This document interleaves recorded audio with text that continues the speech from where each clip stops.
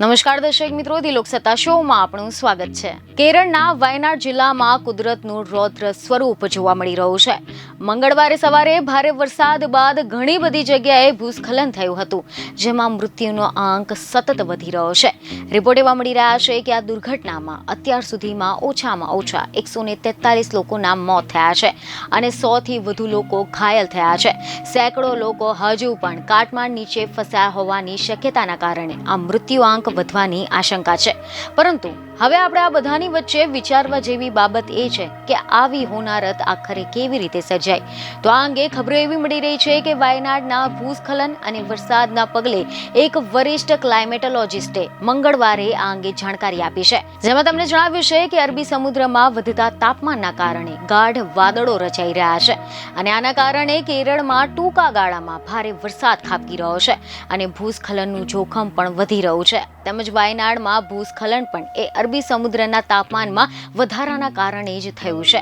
તમે જણાવી દઈએ કે ખબર એવી મળી રહી છે કે કેરળમાં છેલ્લા કેટલાય દિવસોથી કેટલીય જગ્યાએ ભારે વરસાદ ખાબક્યો છે।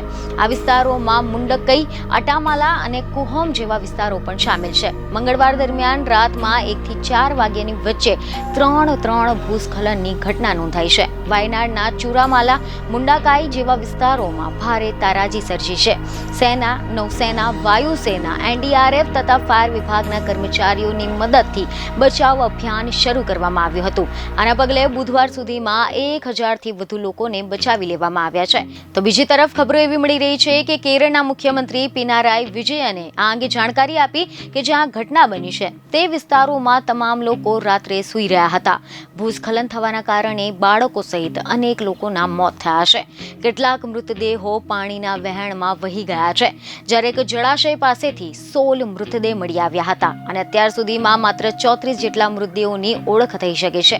18 જેટલા મૃતદેહ તેમના પરિવારજનોને સોંપવામાં આવ્યા છે। તો આ સાથે જ વડાપ્રધાન નરેન્દ્ર મોદી, લોકસભામાં વિરોધ પક્ષના નેતા રાહુલ ગાંધી, રાષ્ટ્રપતિ દ્રૌપદી મુર્મુ, કેરળના મુખ્યમંત્રી સહિતના નેતાઓએ આ કુદરતી દુર્ઘટના પર શોક વ્યક્ત કર્યો છે। વડાપ્રધાન કાર્યાલય દ્વારા આપવામાં આવેલી માહિતી પ્રમાણે મૃતકોના પરિવારજનોને ₹2 લાખ સહાય આપવામાં આવશે। તો આ સિવાય ઘાયલોને 50 હજાર પણ આપવામાં આવશે।